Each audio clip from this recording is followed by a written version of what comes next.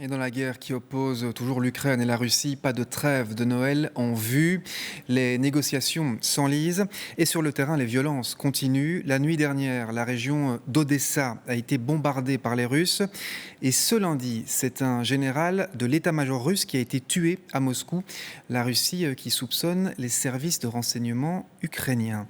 Benoît Feit, Joachim Vezeli.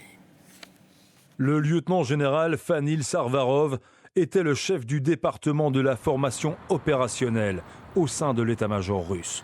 Il a été tué ce matin par l'explosion d'un engin déposé sous une voiture dans le sud de Moscou. Les enquêteurs indiquent étudier plusieurs pistes, dont une implication des services spéciaux ukrainiens. L'inspection des lieux est en cours. Les enquêteurs vont ordonner les examens nécessaires, notamment des analyses médico-légales et d'explosifs. Des témoins sont interrogés. Les enregistrements des caméras de surveillance sont en cours d'examen. Différentes hypothèses concernant le meurtre sont étudiées, dont une qui évoque le rôle possible des services de renseignement ukrainiens dans l'organisation du crime. L'Ukraine n'a pas commenté cet assassinat qui intervient alors que des efforts diplomatiques sont menés en Floride pour mettre fin à la guerre.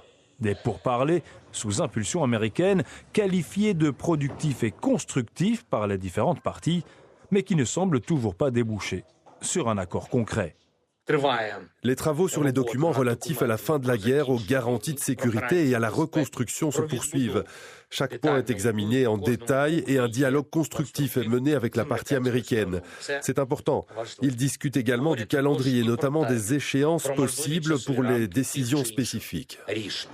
Mais sur le terrain, les bombardements russes se poursuivent en Ukraine, notamment à Odessa où des infrastructures électriques ont été touchées la nuit dernière, ne donnant aucun signe de trêve à l'approche de Noël.